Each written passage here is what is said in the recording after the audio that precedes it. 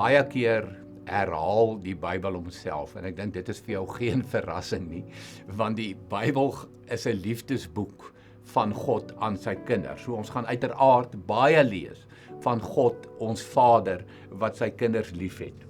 Maar ek wil nou baie spesifiek by sommer net 3 plekkies stil staan en ek kon dalk by 13 of 23 of 33 stil gestaan het, maar dit is vir my so spesiaal, dit is vir my so mooi. Psalm 11, die volgende woorde staan daar: ek skuil by die Here.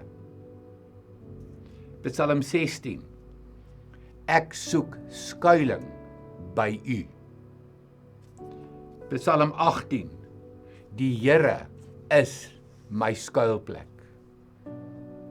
Jy sê die oomblik wat ek met hierdie woord skuiling of skuilplek te doen kry, dan dink ek so toe ek 'n klein seentjie was, het ek in die hoek van die tuin 'n tentjie altyd opgeslaan en so aan, en dit was half ook my wegkruipplek, my veilige plek, my skuilplek. Net so in hierdie rowwe wêreld, in hierdie wêreld wat kaarte vir jou uitdeel en vir my uitdeel wat ons definitief nie self sou gekies het nie. Kaarte wat sleg is, kaarte van siekte, kaarte van gebroke verhoudings, hierdie curveballs, onverwagse goed wat jy nie weet waar dit vandaan kom nie, wat jy net wil voel jy wil weghardloop, nou het ek 'n wegkruipplek nodig. En dit is vir my so mooi hoe dit herhaal word in die psalms. Ek skuil by die Here.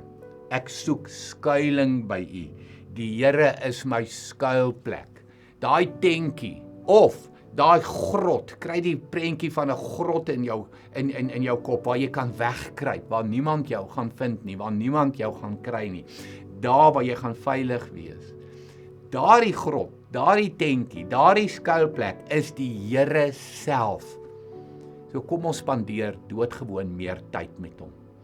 Kom ons sit net met al ons swaar, met ons hartseer, met ons moeilik. Kom ons sit by hom. Kom ons deel dit met hom. Ervaar sy empatie, ervaar sy simpatie en ervaar sy arms om jou. Hy is jou skuilplek.